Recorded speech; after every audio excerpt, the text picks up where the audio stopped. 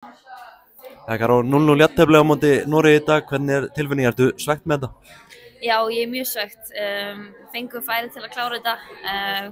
Kannski óvanar gervigrassinu það var á slúttanum í dag en samt sátt með framistöðuna. Við áttum góðar, góðar sóknir og vorum að verjast vel þannig að ég get bara sátt en svekkjandi að taka ekki 3 stig. Fannst þér við betur en norska liðið í þetta? Já, mér fannst það.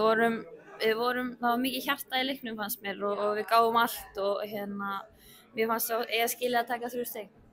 Svona kom það einhvern veginn á óvart hvað við vorum einhvern veginn að fá fullt af færum og stöðum í þessum leik?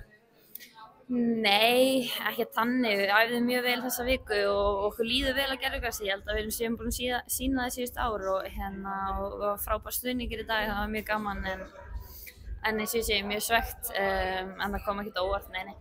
Hvað vantaði til þess að koma boltanum í helvítis marki? Kannski smá heppni bara. Þetta var, það var svona herslu munur sem vantaði í dag en það hlýtur að koma til þetta. Kannski leiðilegt að rifja upp, en þú fékkst nú ágætis færi til að skora í þessum leik og svekkt hann á ekki að koma boltanum í marki? Já, auðvitað. Hitt hann illa þarna í fyrra og óöppin að skora ekki í seinna færinu þannig að þetta var dettur inn eitt. Svona sláaskoti í lokin, varstu farin að sjá boltan inni? Já, ég viðurkenni, ég held ég var okkur skora. Það er svona bara frammistaðan í heild sinni hjá liðinu í dag og ánægð með hana? Já, mér fannst það eins og ég segi, það vantar risaposta í liðið og mér fannst þær sem komu inn hrikalega góðar og við sýndum mikið hjarta eins og ég segi og ég er bara mjög sátt. Þín frammistaða, varstu ánægð með hana, fannst þú geta gert eitthvað betur? Já, maður skora hann, það var bara fínt. Og svo bara næst Sviss á þriðjudaginn, hvernig leggst það í þig?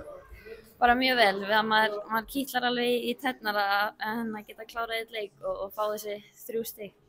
Komin með tími á að taka 3 stig í þessum riðli? Jú, klárlega. Það kemur á þriðjudaginn? Það hlýtur að koma á þriðjudaginn. Takk fyrir þetta, gangi vel.